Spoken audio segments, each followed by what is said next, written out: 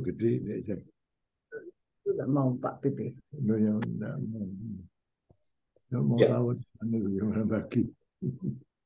kita mulai saudara-saudara PA kali ini dengan memasuki pasal 10 Ibrani ayat 1 sampai dengan 22.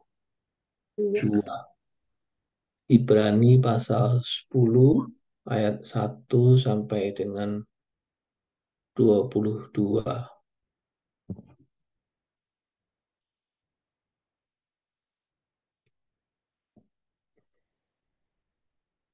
Ayat 1 sampai dengan 10. Bisa minta tolong Pak Budiono?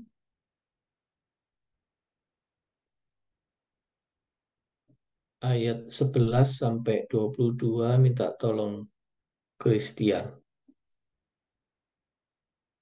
Di dalam hukum Taurat hanya terdapat bayangan saya Saja. dari keselamatan yang akan datang dan bukan hakikat dari keselamatan itu sendiri.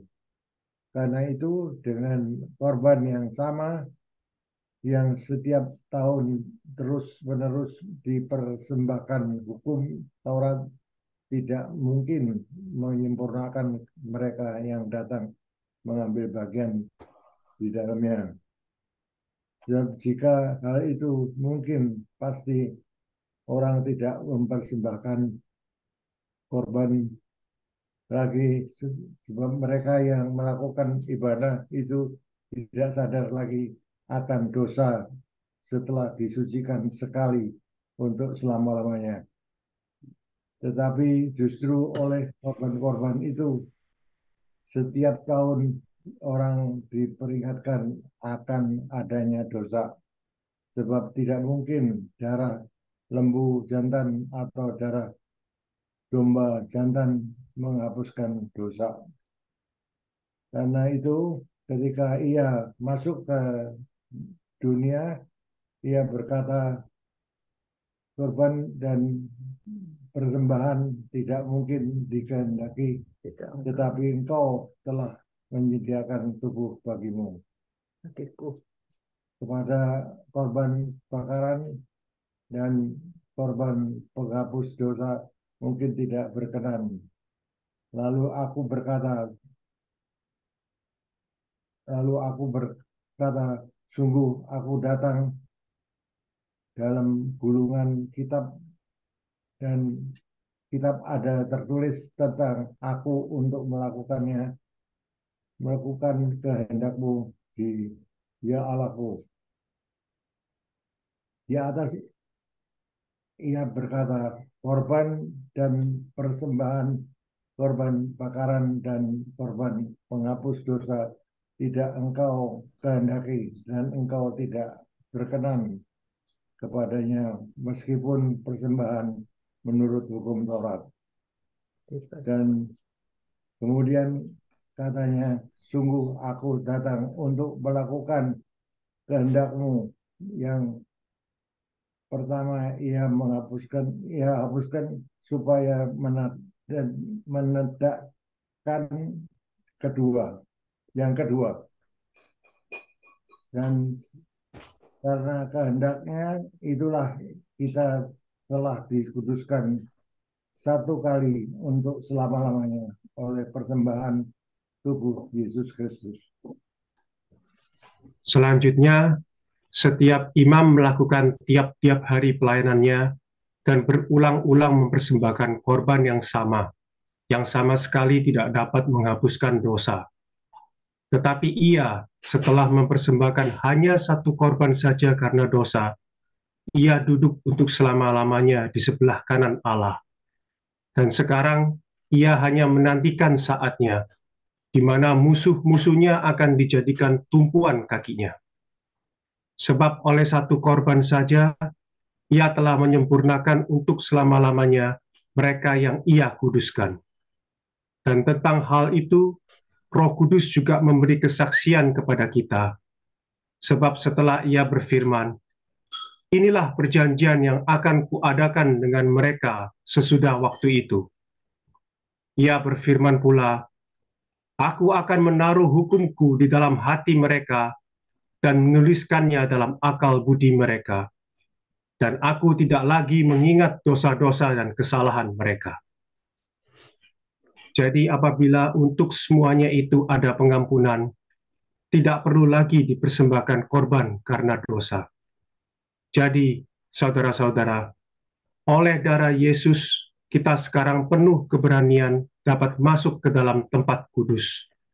Karena Ia telah membuka jalan yang baru dan yang hidup bagi kita melalui tabir, yaitu dirinya sendiri. Dan kita mempunyai seorang imam besar sebagai kepala rumah Allah. Karena itu, marilah kita menghadap Allah dengan hati yang tulus ikhlas dan keyakinan iman yang teguh. Oleh karena hati kita telah dibersihkan dari hati nurani yang jahat, dan tubuh kita telah dibasuh dengan air yang murni.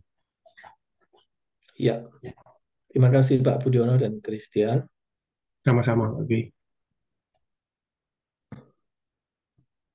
Ya, kemarin saudara-saudara dalam pertemuan yang lalu, kita sudah membicarakan tentang pasal 9 yang berbicara tentang kiasan.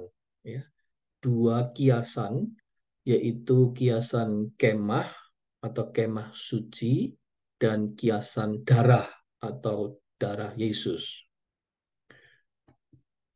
Dua kiasan itu sudah dijelaskan di pasal 9, dan tetapi di sini di pasal 10, rupanya penulis surat Ibrani mengulang kembali.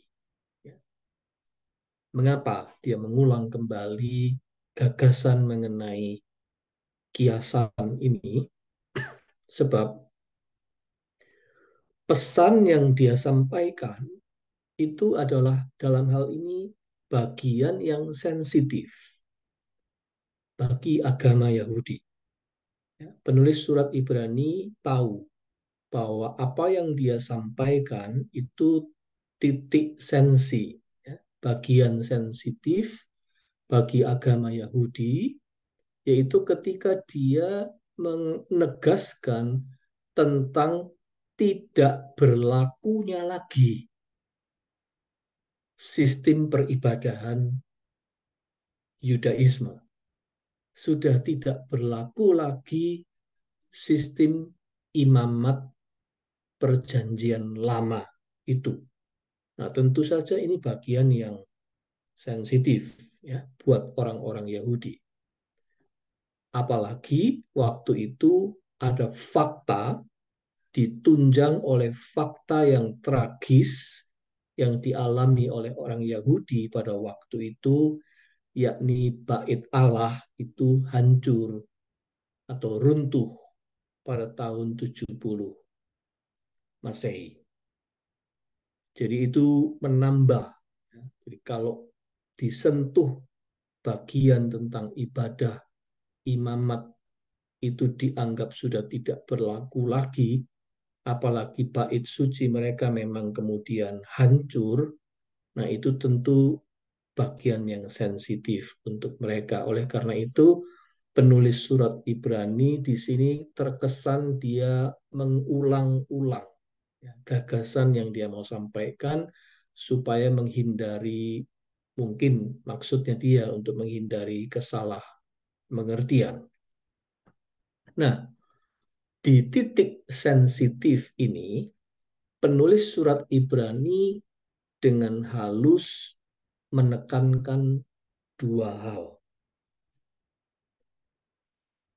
Dua hal atau dua pesan yang utama untuk memperlengkapi orang-orang Kristen Yahudi yang membaca suratnya.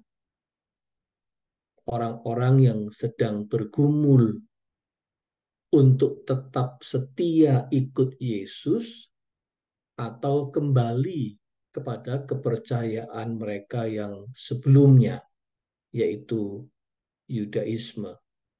Nah, penulis surat Ibrani ingin mengadres pesan khusus untuk orang-orang yang membaca suratnya ini orang-orang Kristen Yahudi yang sedang dalam pergumulan imannya itu.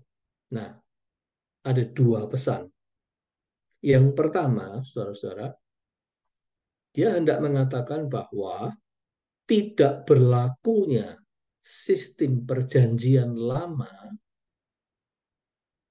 itu bukan karena itu buruk, ya. Bukan karena sistem itu tidak berguna, melainkan karena fungsinya memang untuk menyiapkan datangnya perjanjian yang kedua atau perjanjian baru. Jadi memang fungsinya adalah untuk menyiapkan. Dia memakai kata dalam bahasa Yunani skia. Skia itu yang diterjemahkan oleh LAI kita menjadi bayangan di ayat 1 itu. Bayangan. NIV menerjemahkannya shadow. Sedangkan Eugene Peterson dalam The Message menerjemahkan sebagai hint, isyarat. Kalau itu bayangan. Nah, skia ini ibaratnya orang kalau mencat pintu itu adalah prime-nya.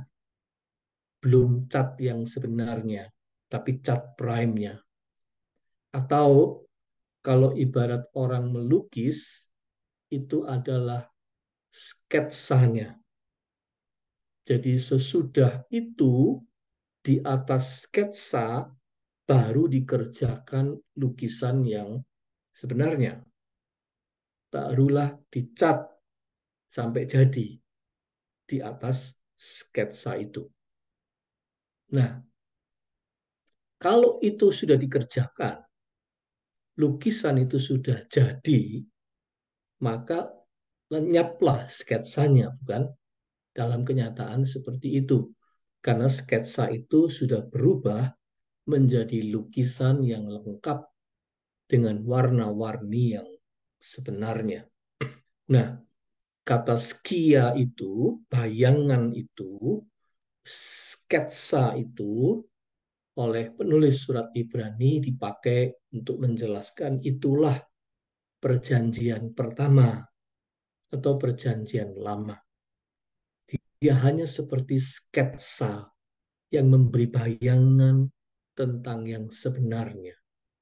Tapi ketika yang sebenarnya sudah ada, ya sketsa itu tentu lenyap dengan sendirinya. Apakah sketsa itu penting? Penting. Tapi pada waktunya, sketsa itu pasti akan digantikan oleh yang sebenarnya. Itu yang dimaksud dia. Jadi dia mau menempatkan perjanjian pertama itu di dalam tempatnya yang proporsional. Gitu. Dia bukan hendak merendahkan perjanjian lama, dia bukan hendak menghumiliate Yudaisme, tapi dia ingin menempatkan tempatnya pada proporsi yang sebenarnya. Nah, jadi sketsa itu berguna, ya tentu saja. Tetapi sketsa itu belum sempurna. Itu sebabnya dia beberapa kali memakai kata sempurna kalau Anda perhatikan. Dan sketsa pada gilirannya memang akan lenyap, berubah rupa, digantikan oleh lukisan yang sebenarnya. Demikianlah seluruh ritual peribadahan menurut sistem perjanjian pertama itu hanya sketsa saja. Menurut Leon Morris, itu adalah foreshadowing of what is to come. Foreshadowing of what is to come. Fungsinya memang foreshadowing of what is to come. Sketsa itu berbeda dengan lukisan. bayangan itu berbeda dengan substansi dari kenyataannya. Itu yang dikatakannya di ayat 1. Di dalam hukum Taurat hanya terdapat bayangan saja dari keselamatan yang akan datang, dan bukan hakikat dari keselamatan itu sendiri. Karena itu, dengan korban yang sama yang setiap tahun terus-menerus dipersembahkan, hukum Taurat tidak mungkin menyempurnakan mereka yang datang mengambil bagian di dalamnya. Nah, sambil tentu saja di sini penulis surat Ibrani hendak memberikan sentuhan penggembalaan, sentuhan pastoral kepada mereka yang murtad atau mereka yang berniat, yang ancang-ancang untuk murtad. Maksudnya adalah kalau orang sampai menukar Yesus Kristus dengan Yudaisme lagi, kalau sampai orang menukar iman Kristennya kembali ke agama Yahudi yang lama, itu sama saja dengan orang menukar lukisan asli dengan sketsa. Menukar lukisan yang sudah jadi dengan sketsa yang belum jadi. Dia ingin mengatakan itu sebenarnya juga secara halus. Kalau kamu itu meninggalkan iman Kristen, kembali ke agama Yahudi, itu kamu seperti orang yang menukar lukisan yang asli dengan sketsanya. To leave Christ in favor of Judaism would be to forsake the substance for the shadow. Begitu tulis Leon Morris di dalam bukunya. Nah, hal pertama ini, penekanan pertama ini, memang bermaksud untuk menegaskan bahwa perjanjian pertama tetap memiliki tempatnya tersendiri. Perjanjian kedua, perjanjian baru, berdiri di atas pijakan perjanjian pertama. Melanjutkannya, menggenapinya, menyempurnakannya, tetapi tidak meniadakannya atau membuangnya. Itu prinsipnya. Dan saya kira itu yang berlaku juga di dalam iman Kristen, dalam kekristenan. Itu sebabnya Alkitab kita, Alkitab yang kita punya, itu tetap menampung keduanya. Menampung perjanjian pertama, perjanjian lama, kitabnya orang-orang Yahudi itu, dan kemudian dilengkapkan dengan perjanjian baru. Ya. Jadi itu memang konsep Kristen sejak semula adalah kita tidak membuang perjanjian pertama, tetapi perjanjian pertama itu harus dilengkapi dengan perjanjian baru. Kedua-duanya itu baru the whole and the holy scripture bagi kita iman Kristen. Nah, yang sekarang hal kedua, pesan kedua yang ingin disampaikan oleh penulis surat Ibrani, penekanannya dia yang kedua adalah berupa kabar baik sebetulnya. Ya. Termasuk kabar baik kepada pemeluk Yudaisme pada umumnya, bukan cuma orang Kristen Yahudi, tetapi juga orang-orang Yahudi pada umumnya.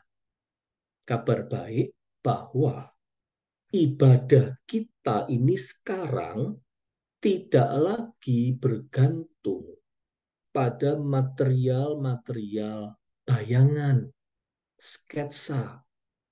Tidak lagi bergantung pada kemah atau kemah suci, atau pada tirai bait Allah, atau pada meja roti sajian, atau pada patung kerup. Kerup itu patung malaikat. Ya.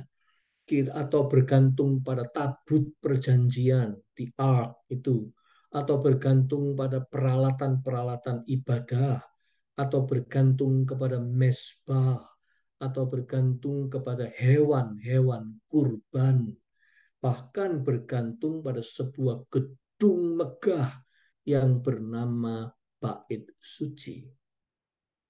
No, tidak. Ibadah kita tidak lagi bergantung pada material-material itu, sekaligus tidak bergantung pada imam yang menjadi perantara atau mediator di dunia ini. Dia mau mengatakan ini. Apalagi ada tragedi runtuhnya bait Allah itu dihajar pasukan Romawi pada tahun 70 Masehi. Tragedi yang membuat seluruh komposisi peribadahan menjadi hancur. Nah, tetapi penulis surat Ibrani mengatakan, enggak apa-apa. Itu semua hancur, enggak apa-apa. Karena ibadah kita sekarang tidak bergantung kepada semua itu. Itu tidak menghapuskan runtuhnya bait Allah, tidak menghapuskan ibadah kita kepada Allah. Itu yang dia ingin katakan. Ya. Sebab apa? Sebab sudah tersedia sekarang bagi manusia suatu pola dan suatu cara ibadah yang baru, yang bergantung hanya pada iman kepada Yesus. Bergantung kepada iman kepada Sang Pengantara antara kita dengan Allah, pengantara satu-satunya, pengantara antara manusia dengan Allah, pengantara antara bumi dengan sorga. Sistem yang baru ini buatan Allah, sehingga tidak akan mungkin dihancurkan oleh apapun dan oleh siapapun. Itu yang tidak dia katakan. Biar bait Allah hancur, seluruh sistem imamat perjanjian lama sepertinya runtuh, hilang semua. Tetapi itu tidak menghapuskan ibadah kita, karena kita sudah disediakan sistem yang baru. Dan sistem yang baru itu ada di dalam iman kepada Yesus. Sistem ibadah yang baru ini convincing, ya, meyakinkan. Sebab apa? Sistem ibadah yang baru ini, penulis Ibrani, surat Ibrani dengan confident, dia mau mengatakan ini sistem yang convincing sekali. Kenapa?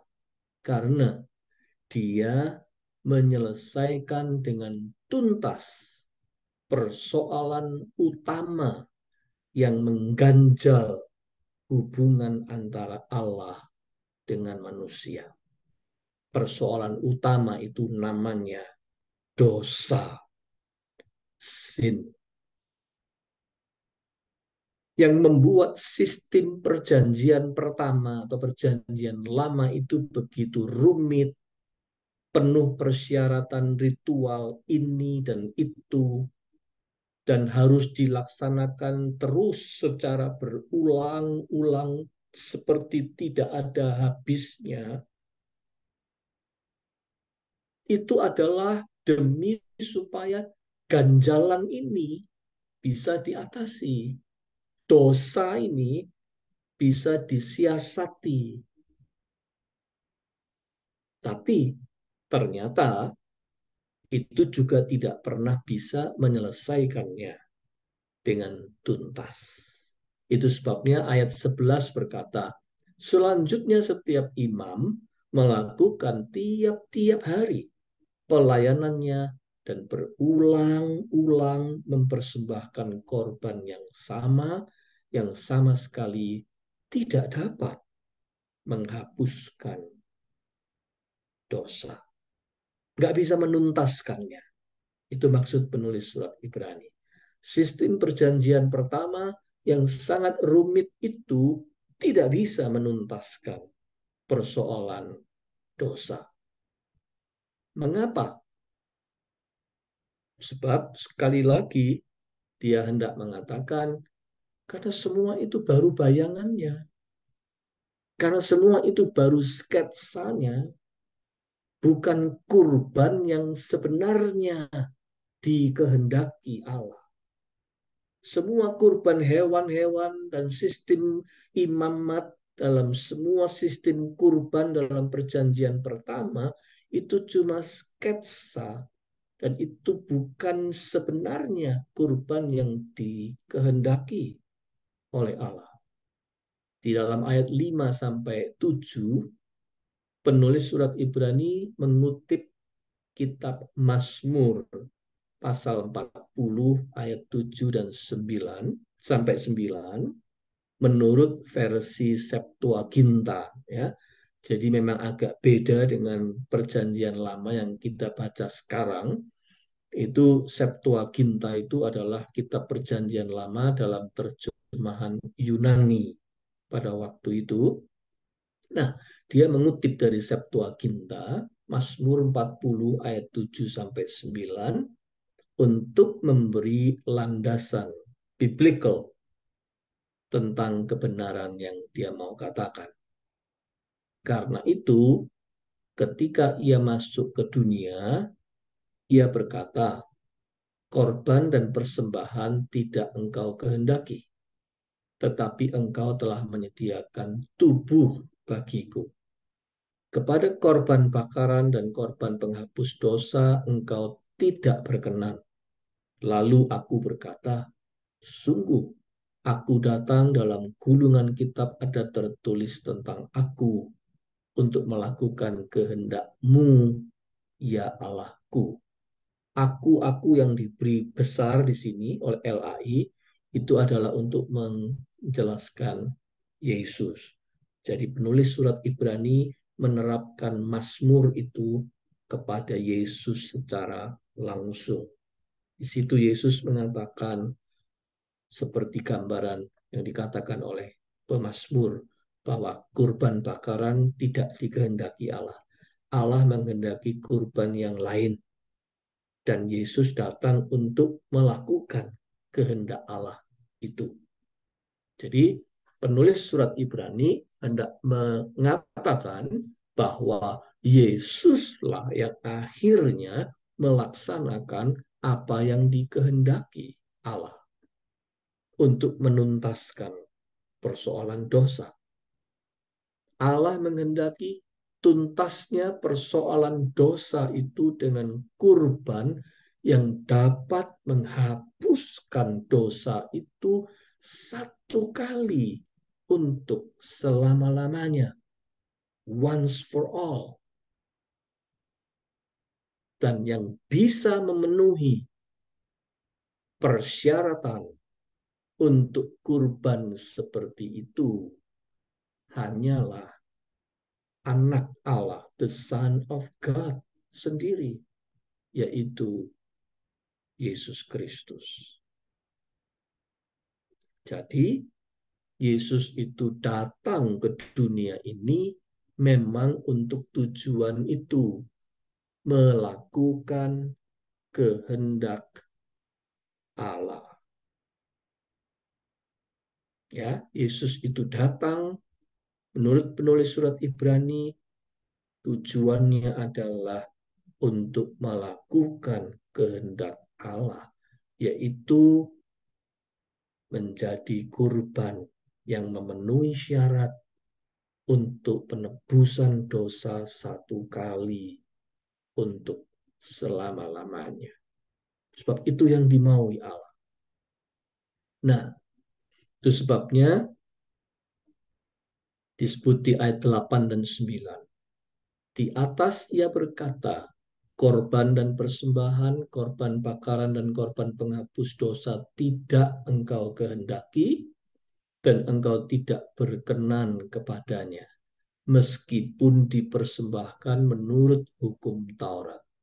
Dan kemudian katanya, sungguh aku datang untuk melakukan kehendak-Mu. Yang pertama, ia hapuskan supaya menegakkan yang kedua. Ya, jadi sketsanya sudah selesai tertutup ketika lukisan yang sebenarnya sudah datang. Nah, kehendak Allah itu dijalankan oleh Yesus melalui kematiannya di kayu salib.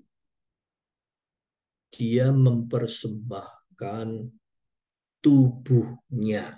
Makanya tadi di atas dikatakan ia menyediakan tubuh bagiku itu. Ya, di kata tubuh di sini penting. Yesus mempersembahkan tubuhnya. Perhatikan di ayat 10. Dan karena kehendaknya inilah kita telah dikuduskan satu kali untuk selama-lamanya oleh persembahan tubuh Yesus Kristus. Penulis surat Ibrani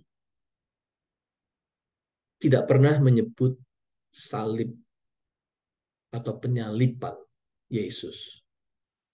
Tetapi sebagai orang Kristen, setiap pembacanya tahu bahwa itulah yang dia maksudkan. Seolah-olah penulis surat Ibrani hendak mengajak pembaca untuk terus memandang peristiwa yang mengerikan itu, penyaliban Yesus yang bagi orang-orang Kristen yang hidup di zaman waktu itu peristiwa yang mengerikan. Penulis surat Ibrani mengajak mereka untuk membaca atau melihat peristiwa yang mengerikan itu dari perspektif imamat, yaitu sebagai kurban penebusan dosa yang once for all itu tadi. Dia tidak memang menyebutkan secara spesifik tentang penyaliban Yesus, tetapi kita tahu itu yang dimaksud dia. Jadi satu-satunya kurban yang berkenan di hati Allah cuma itu, persembahan tubuh Sang Anak Allah Yesus Kristus ketika dia mati di kayu salib. Nanti di pasal berikutnya hal ini dia akan ulas lagi. Tapi kita sementara sampai di sini dulu. Nah, begitu kurban ini terlaksana, penyaliban Yesus itu terlaksana, maka pemecahan untuk persoalan atau ganjalan yang menghalangi hubungan antara Allah dengan manusia terjawab sudah. Hutang dosa manusia telah lunas, ditebus. Maka pengampunan dosa diberikan seperti air terjun yang mengalir tiada henti-hentinya. Jadi begitu kurban penebusan dosa itu tuntas dilakukan Kristus, sorga mencurahkan pengampunan dengan limpahnya yang sekali mengalir, terus mengalir untuk seterusnya. Satu kali kurban itu berlaku untuk selama-lamanya. Itu sebabnya ayat 12-14 berkata, tetapi ia setelah mempersembahkan hanya satu korban saja karena dosa, ia duduk untuk selama-lamanya di sebelah kanan Allah, dan sekarang ia hanya menantikan saatnya di mana musuh-musuhnya akan dijadikan tumpuan kakinya. Sebab oleh satu korban saja, ia telah menyempurnakan untuk selama-lamanya mereka yang ia kuduskan. Jadi, efek dari kurban Kristus di kayu salib itu berlangsung terus-menerus juga. Ya, dan itu mengalir seperti air terjun yang saya katakan tadi, pengampunan dosa tersedia bagi siapa saja. Ya. Nah, kemudian untuk menguatkan kebenaran ini, penulis surat Ibrani mengutip lagi Septuaginta pada Yeremia 31 ayat 33 sampai 34. Dan itu terdapat di ayat 15 sampai 17. Dan tentang hal itu, Roh Kudus juga memberi kesaksian kepada kita, sebab setelah Ia berfirman, inilah perjanjian yang akan kuadakan dengan mereka sesudah waktu itu. Ia berfirman pula, aku akan menaruh hukumku di dalam hati mereka dan menuliskannya dalam akal budi mereka. Dan aku tidak lagi mengingat dosa-dosa dan kesalahan mereka. Ya, satu-satunya yang Alkitab jelaskan Allah itu lupa, itu adalah ini. Allah itu melupakan dosa-dosa kita karena penebusan Kristus itu. Nah, begitu penghalang atau dosa itu sudah pergi, pengampunan dosa sudah dicurahkan, kurbannya telah tuntas lunas terlaksana, hubungan di antara kedua belah pihak, antara Allah dengan manusia, menjadi lancar. Menurut penulis surat Ibrani, aksesnya telah terbuka lebar. Itu sebabnya ayat 20 berkata, karena ia telah membuka jalan yang baru dan yang hidup bagi kita melalui tabir, yaitu dirinya sendiri. Dengan kematiannya di atas kayu salib, Yesus itu membuka jalan yang baru. Aksesnya dibuka sekarang dengan lebar, sehingga hubungan antara Allah dengan manusia itu punya jalan terbuka yang lebar sekali. Dan disebutkan dia hidup bagi kita melalui tabir, yaitu dirinya sendiri. Jadi kita dibawa kembali kepada gambaran tentang kemah suci, di mana untuk masuk dalam ruang maha suci itu harus melewati tabir. Kalau tabir itu dibuka oleh imam besar 1 tahun sekali dengan membawa darah kurban, maka orang bisa masuk ke dalam hadirat Allah. Tapi Yesus menjadikan dirinya tabir itu. Dan tabir itu terkoyak. Tubuhnya dipecah, dikoyak di kayu salib. Itu sebabnya cerita tentang kematian Yesus diceritakan waktu Yesus mati, tirai bait suci itu terbelah dari atas sampai ke bawah. Artinya Yesus itu adalah tabir menurut surat Ibrani, yang kemudian di atas kayu salib justru dia dikoyakkan tubuhnya, dan ketika tubuh Yesus itu dikoyak, maka tirai itu sudah terbuka. Jalan itu sudah terbuka menuju ke hadirat Allah. Eugene Peterson menerjemahkan begini, ayat yang ke-19 dan 20. So, friends, we can now without hesitation, walk right up to God into the holy place. Jesus has cleared the way by the blood of his sacrifice, acting as our priest before God. The curtain into God's presence is his body. Jadi itu gambaran penulis surat Ibrani tentang penyaliban Yesus. Hanya dia tidak pernah menggunakan kata salib. Dia tidak menjelaskannya pakai kata salib. Tapi semua gambaran-gambaran yang dipakainya itu sebenarnya menunjuk kepada peristiwa salib itu. Dia menyebutkan tubuh Yesus yang terkoyak itu adalah tabir yang terkoyak, dan ketika tabir itu terkoyak di kayu salib, itu tirai bait suci sudah terbuka. Ya.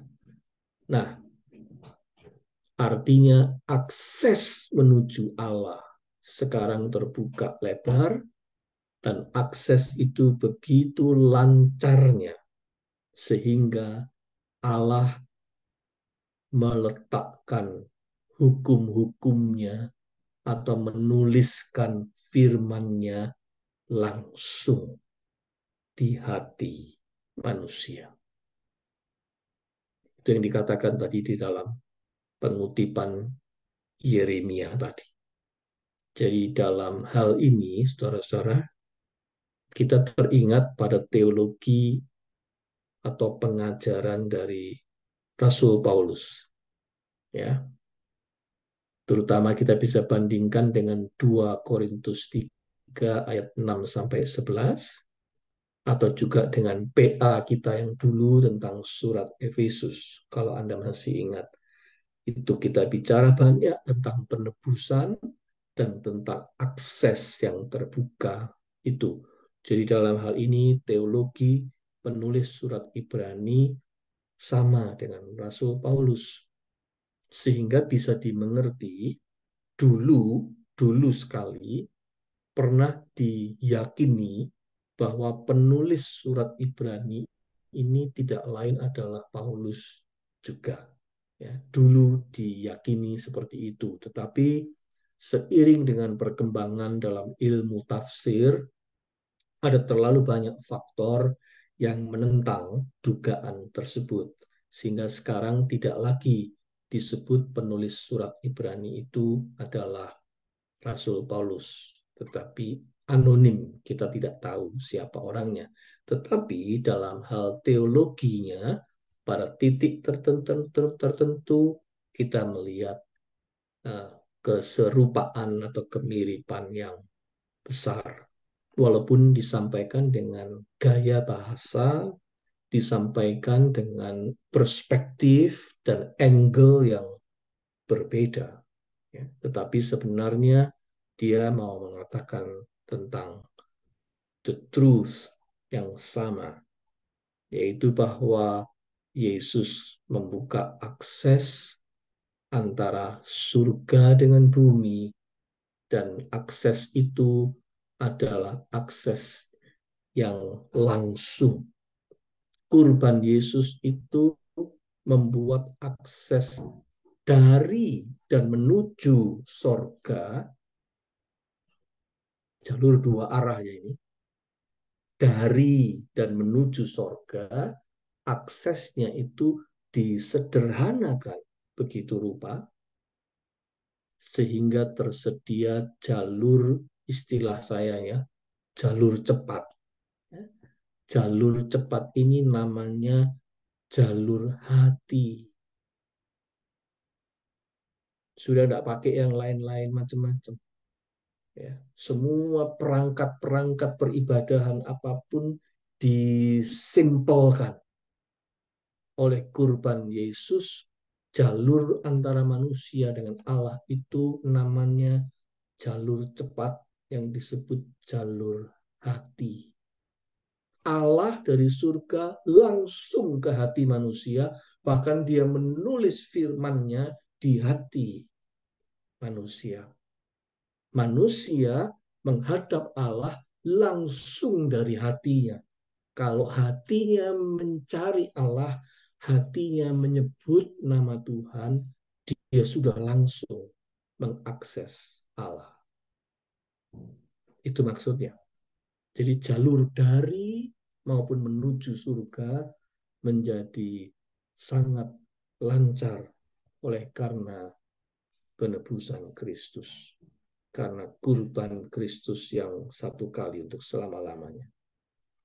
Nah, itu poin yang ingin disampaikan oleh penulis surat Ibrani dengan cara dia menyusun strategi penjelasan dan argumentasinya step by step.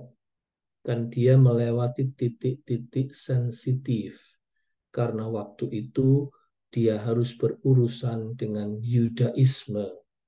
Yudaisme yang tidak bisa menerima kehadiran Yesus, Yudaisme yang tidak bisa menerima kehadiran iman Kristen, dan Yudaisme yang sedang frustrasi karena bait sucinya hancur. Nah, oleh karena itu penulis surat Ibrani harus menerabas titik-titik sensitif ini untuk menjelaskan tentang pengertian Christianity yang sebenarnya. Jadi kita bisa melihat sekarang ya bahwa penulis surat Ibrani ini dengan sangat teliti dan cermat memaparkan teologinya itu supaya mendarat pada situasi pada waktu itu, tetapi sekaligus kita bersyukur dengan begitu dia meninggalkan jejak pengajaran teologi yang mendalam yang membuat kita bisa mengerti tentang iman Kristen dalam hubungannya dengan Yudaisme.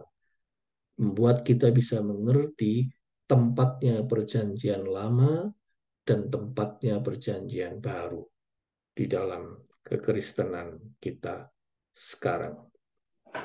Nah, akhirnya setelah dia menyampaikan poin-poin pentingnya itu, penulis surat Ibrani tiba pada penerapannya. Jadi setelah dia menjelaskan pengajarannya, sekarang penulis surat Ibrani masuk pada penerapannya, masuk pada nasihat praktisnya. Bagaimana kita berhubungan dengan Allah. Kalau kita sudah punya jalur akses yang seperti itu, jalur hati itu, bagaimana sekarang kita ini membangun hubungan dengan Allah. Dia memaparkan pada ayat-ayat berikutnya ada 3 nasihat yang penting. Tapi kita baru membaca sekarang sebagai pengantar saja di penutupan bagian ini nasihatnya yang pertama, dan itu yang ada di ayat 22.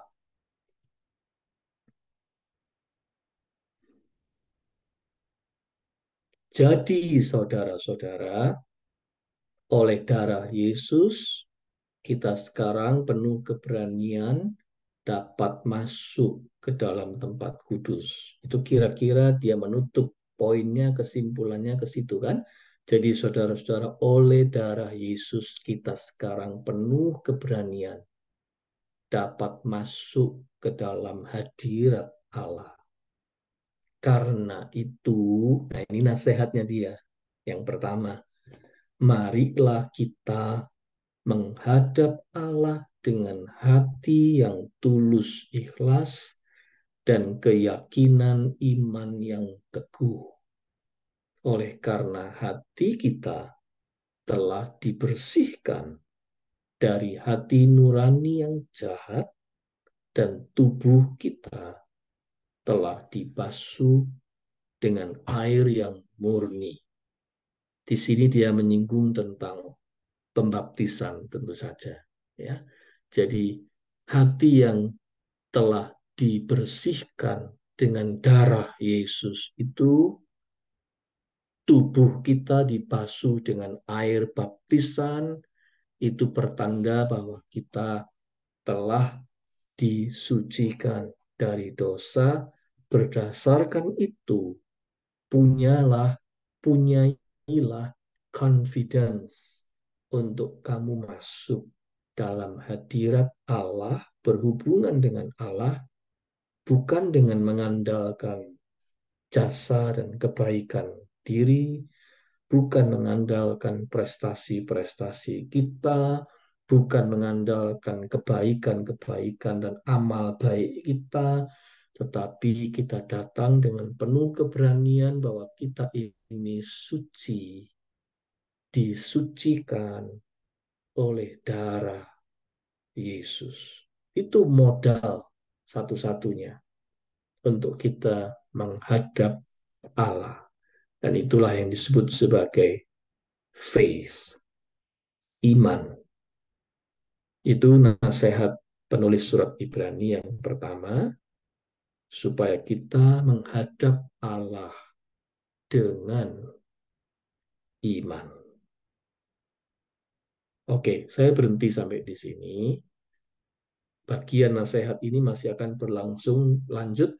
Nanti kita akan bicarakan Kamis depan lebih jauh pada ayat-ayat berikutnya di pasal 10 ini. Oke, saya berhenti sampai di sini dulu, saudara-saudara. Barangkali ada yang ingin menambahkan atau menanyakan sesuatu sebelum kita menutup pertemuan malam ini.